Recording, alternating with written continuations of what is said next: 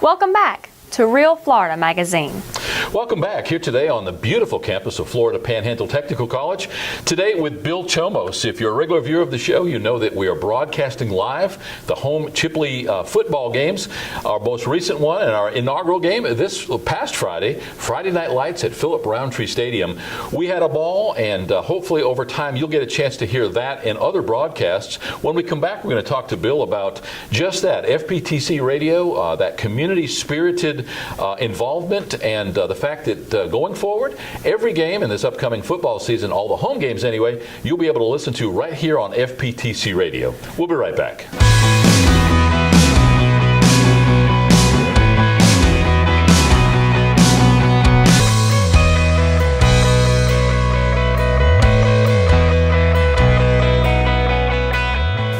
Welcome back. As mentioned, our guest today is Bill Chomos.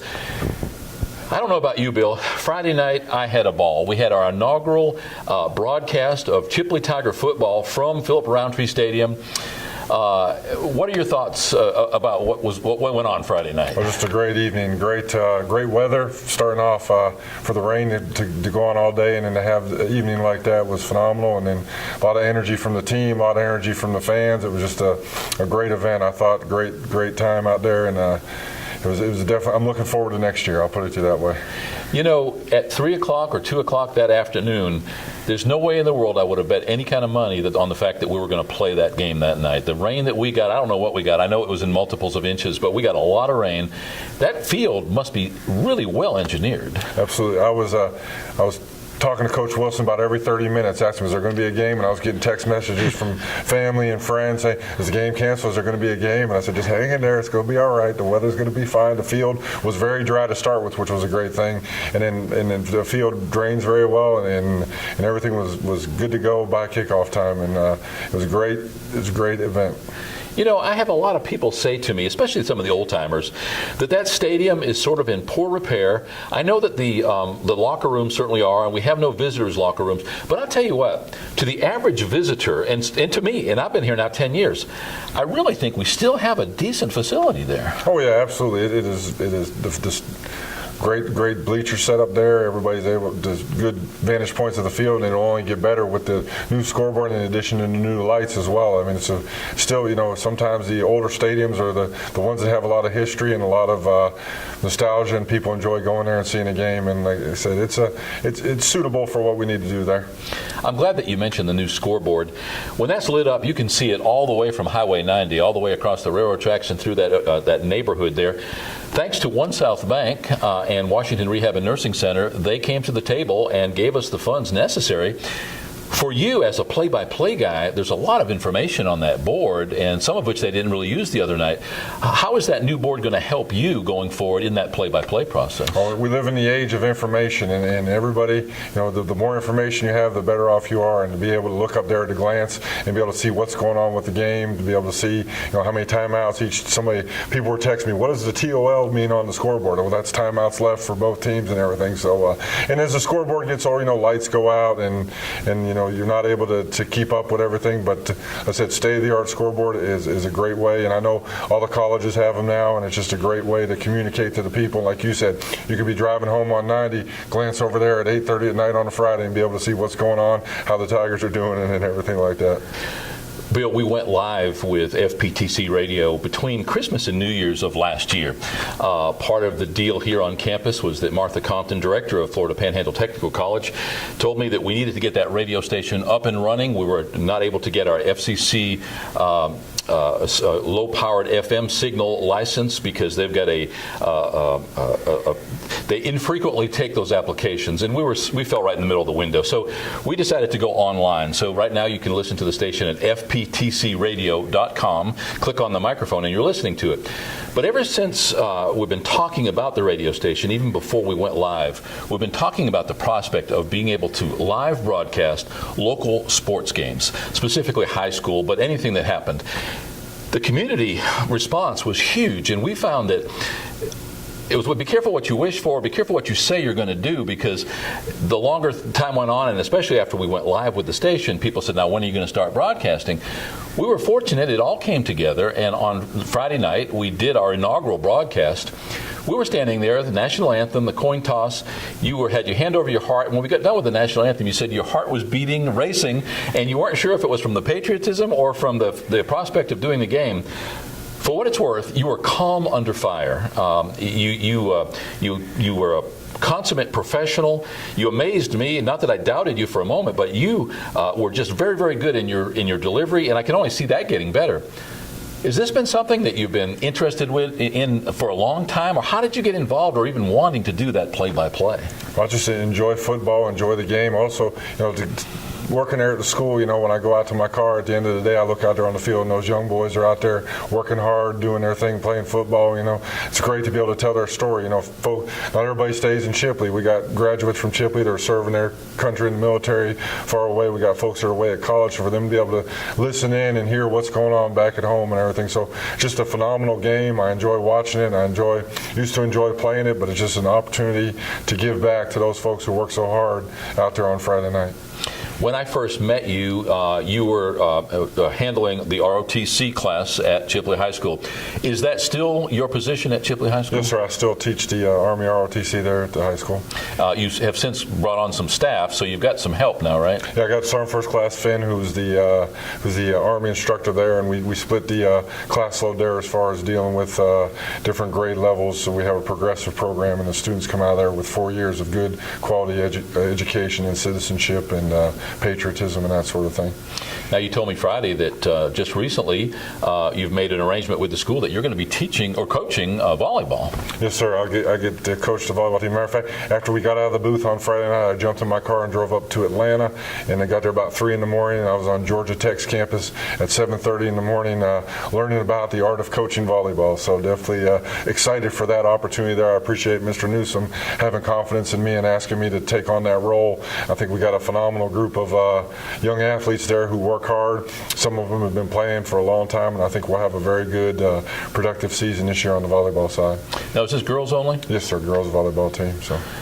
Well, when you told me you had to drive to Atlanta, then you said, well, can I help you pick up after the game with all the cords and everything? I said, man, you need to get on the road. 3 in the morning. It took you that long to get up there? Yes, sir. It's a little ride up there to Atlanta, but we didn't stop at all. Just kept on going and got up there. And it was actually 3 o'clock their time, so it was actually 2 o'clock our time. But the story sounds better when I say 3 o'clock in the morning. Hey, 2 in the morning, 3 in the morning, The interesting thing is that I saw some postings by your wife, and I saw this vacation-style photos coming up. You guys were visiting museums and so forth, and I thought this was a fun trip for you. This was a work trip for you. Yeah, you won't see me in any of those pictures. I was over at over on the bleachers over there at the Georgia Tech arena there, taking in some volleyball skills and different techniques of coaching and things of that nature.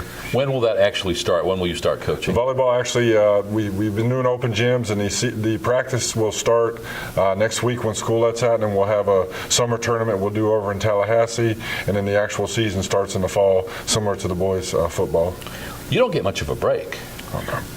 So it's all right. We'll get through it. There's plenty of hours in the day, and we'll get everything done that we need to get done. And sometimes we eat dinner out of the microwave, or sometimes things but we'll get through. I tell you, if the kids are working hard, I'm working hard, and that's the way I look at it. If they're I'm gonna give everything I got to them and do the best we can with what we got.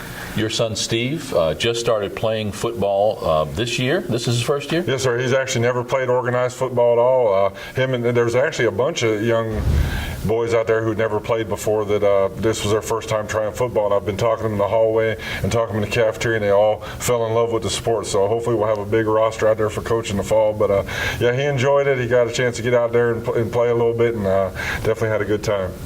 Now, your daughter, something of an overachiever herself, she's part of the STEM team here recently. As a matter of fact, right on this soundstage with your wife, they had just gotten back from the competitions where their all-girl team had actually taken home some of the gold in those STEM competitions. You got nothing but pride at home, I would imagine. Oh, absolutely, absolutely. Both of my children are phenomenal. They work hard. They put their heart in everything they do, and their efforts are definitely there. And my wife too. My wife. If you think I'm busy, you should see what she goes through, what she has to do, because she works over there at the Rolac Middle School teaching, and then she does the STEM stuff, and they've been doing underwater robots here, and they've been doing a lot of different things. So yeah, we stay pretty busy and we stay on the go. But I tell you, it's better doing this here than being gone in the military or whatever. So I'll definitely take this side of it. Before we go further, thank you for that service. We really appreciate that. And I always say we appreciate those families behind the serviceman or woman as well. People don't think of that very often, but for every man or woman serving in the military, there's a support system. There's a family, usually a very extended family, offering just that support and comfort. And without that, so thank you to you and your family. Oh, thank you for that as well. Like I said in the booth on Friday night, sometimes the easier job is to get on a plane and go over to somewhere like Iraq or Afghanistan, and the harder job is for the family members to stay behind and not know what's going on, because I could be sitting in the dining facility over there eating a hamburger and everything's great, and then they hear a news clip about something that happened in a town near where I was, and all of a sudden they get nervous and they may have a sleepless night not knowing what's going on. So it's definitely I'm very grateful to have an outstanding military family. My wife and 2 kids are just phenomenal. They just work through it. We work through a lot of stuff, and they do a phenomenal job with it. Within the last few weeks, we've enjoyed the graduation of the Florida Panhandle Technical College, which was held at the Chipley High School gymnasium. Your son, Steve, actually led the color guard that night. Was that right? Oh, yes, absolutely. He is very involved. As a matter of fact, last night at the CHS graduation, he was out there on the field with the color guard as well. So we're going to have to figure out, because I know that ROTC football, or ROTC does the pregame for the football with the flags there, so I'm not sure how that's going to work out as he progresses along with his football. He might have to do it in his football uniform. We'll see how that all goes. But well, it's kind of like homecoming. Sometimes there are many of those young ladies being escorted by guys in uniform because they turn right around and play. But it's a good problem to have. And congratulations on such a great family. Every time I turn around, I'm saying one of the Chomos names. So in our world, you guys are everywhere and you stay very busy. They say if you want something, then find a busy person, and that's exactly what you are. As it pertains to our broadcast, though, we've talked briefly about maybe doing basketball and even baseball in the future. Right now, we're concentrating on football. Philip Roundtree Stadium and their setup there with the press box, it worked out pretty good on Friday night, and fortunately you've got a group of young men that are working with you on the statistics, so that over time we're going to fine-tune that process, but you'll actually during halftime be able to, and even at the end of the game, be able to give some of those stats and actually give a first-rate professional broadcast. Yes, sir, absolutely. We had some of the middle school football players out there, and they did a good job keeping up with everything. I looked at their stuff Monday when I got back there, and it's good job of tracking a lot of good information there, so that way we could keep the listener informed on what's going on throughout the game and keep them posted on there, particularly if it's family members or whatever from out of town that are listening in to see how their grandson or nephew or somebody else is doing. We'll be able to keep them up to date on the stats as far as what's going on in the game there. Much like Facebook allows people who are that extended family who may not live in that town anymore the ability to keep up with what's going on, not just with their family, but with all their friends in the community, I really believe that the radio broadcast of the football play-by-play is going to do just that. So the alumni of Chipley High School in this case, eventually in other schools surrounding us, certainly Vernon being a Washington County school is going to fall into one of those situations where we'll probably be able to broadcast theirs as well.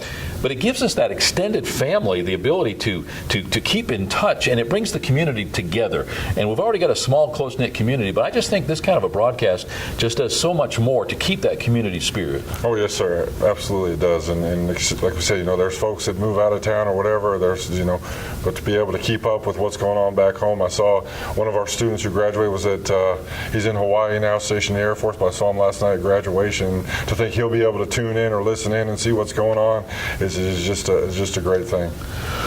We discussed briefly the fact that there was that car accident last year, in which 4 of the Chipley players got a little bit dinged up. And we also talked about the fact that if there's any kind of a golden sheen to that tragedy, that there were some players that were forged through fire. They were forced to take on that role of sometimes starting. And this year we're seeing the results of that, and we're seeing some young men who, for their age and what should be their experience, coming out there and really giving a good showing. Oh, yeah. Absolutely. Our going to be a sophomore class coming up, the freshmen from this year. There were a couple that came from that group there that, like you said, got a lot of experience last year. It's a difference between practice and being out there on the field playing against another team, and they weren't shy from the lights. They were able to get out there and be able to execute and do what the coaches coached them to do, and it was really good to see that effort and to see that intensity out there.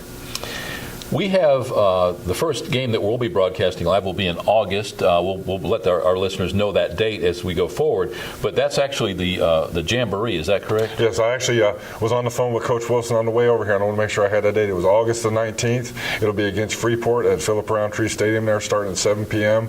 And it'll be kind of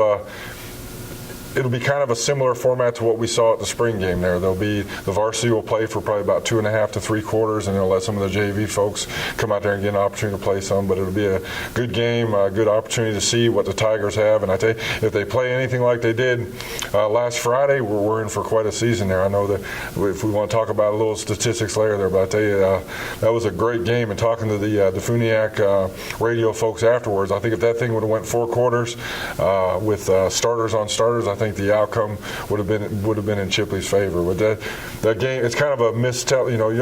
You pay attention to the scoreboard because it's football, but at the same time, what's the underlying story? If we actually played that game out, I think Chipley was the better team out there on the field.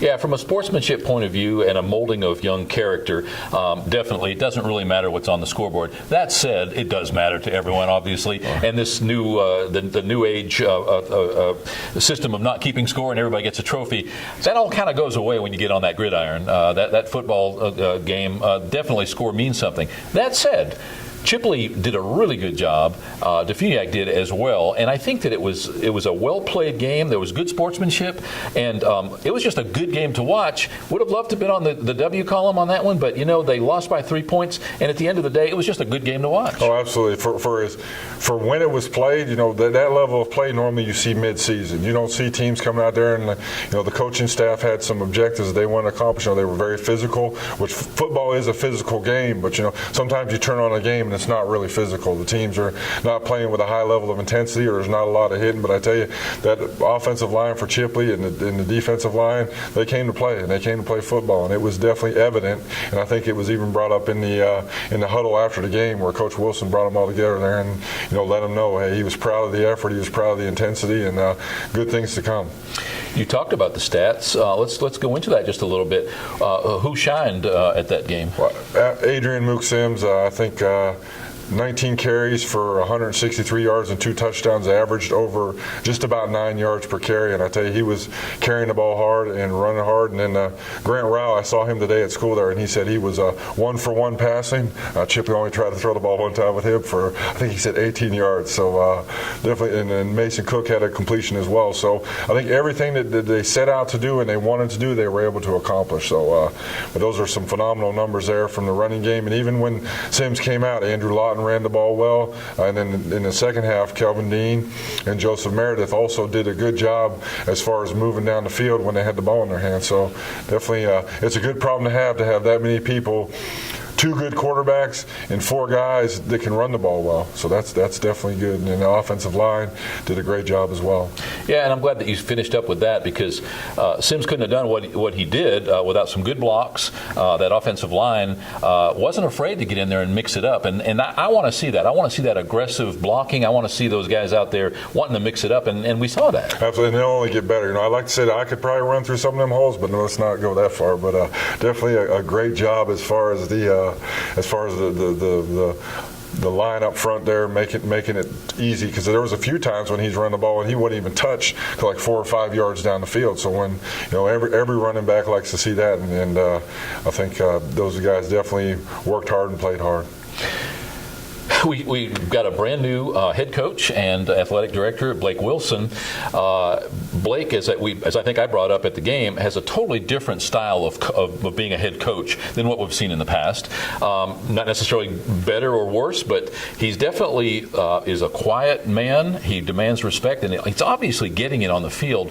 What do you say about his style of coaching? Well, definitely a quiet professional who definitely demands effort out of his players and demands focus out of his players, and so he's definitely got those boys ready to play. I think this coming on June the 3rd, they're actually going to do a max lift contest. So he's getting them in the weight room, getting them in there working, trying to get their strength up, trying to get their conditioning up. So then he's going to feed them hot dogs and hamburgers. So I'm not really sure how that works, where you work them out and you load them down with some greasy food. But everything works for the good there. But he's definitely got a good.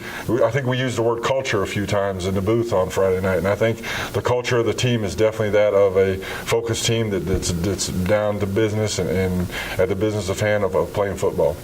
Have you been able to speak to Blake about that play-by-play broadcast, and what kind of response did you get from him? He said it was good. You know, Blake's quiet. He's not a man of many words, so if he says it's good and nods his head, then we know it's good. So, and he said Mr. Jackie Wilson there, his wife, said that she listened to it and enjoyed it as well. So definitely want to keep him in the loop to make sure, because I think he's a stakeholder in this process as well, because it's his team out there, and also with Mr. Newsom and Mr. Peoples over there at Chipley High School. I've talked to them, and I think everybody's on board, like you said, and everybody's interested in telling this story of what happens on Friday night at Philip Roundtree. Well, Martha Compton, director here at Florida Panhandle Technical College, gave us 2 thumbs up. She was very excited. She's currently heading up the cheerleaders for the Chipley High team, and she heard the mentions we had.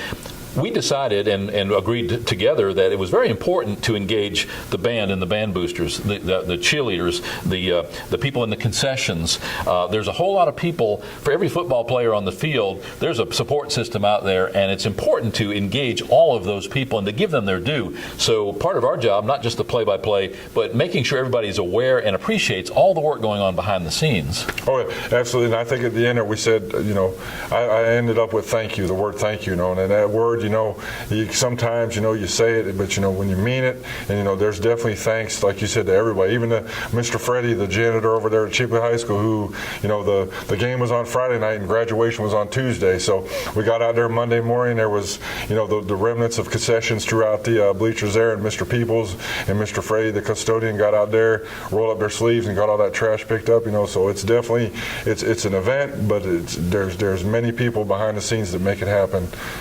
It's just a great effort on everybody's part. Well, again, not only was Martha Compton pleased, but I got an email from Joe Taylor, currently the Washington County Superintendent of Schools. He said, very nice. And again, Joe's sort of a man of few words.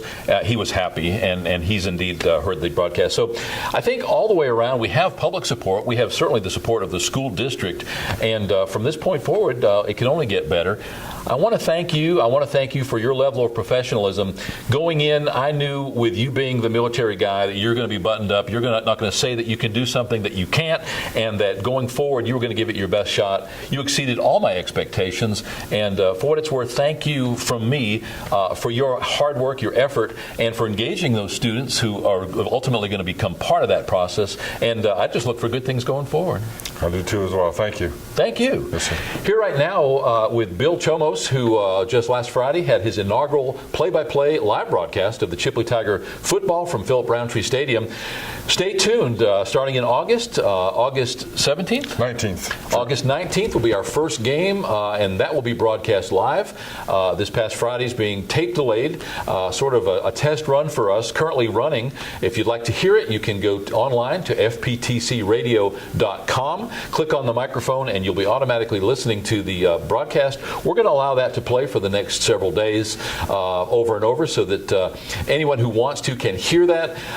We came up with some decisions about things to change to make the quality a little bit better. But going forward, starting in August, you'll be able to listen to, at least to start with, all of the home games broadcast right here live from Chipley at the Philip Roundtree Stadium. We're excited, and the school district is excited. Certainly, Florida Panhandle Technical College, Martha Compton, and the entire staff united behind us in support. We do want to say a large thank you to our networking department, Pedro Martinez and Bert Fravese, who made available to us the computers and some of the other equipment that we used. Want to say thanks to all who were involved. If I started naming everybody, we'd certainly leave somebody out, but we really do want to thank. At the end of this show, there'll be a scroll of titling, and in that we'll be thanking all of those who were a part of that effort. Again, check out FPTCradio.com. Click on the microphone. You'll be listening to our live broadcast of May 20th's Chipley High School Tiger game against Defuniak, which is Walton High School.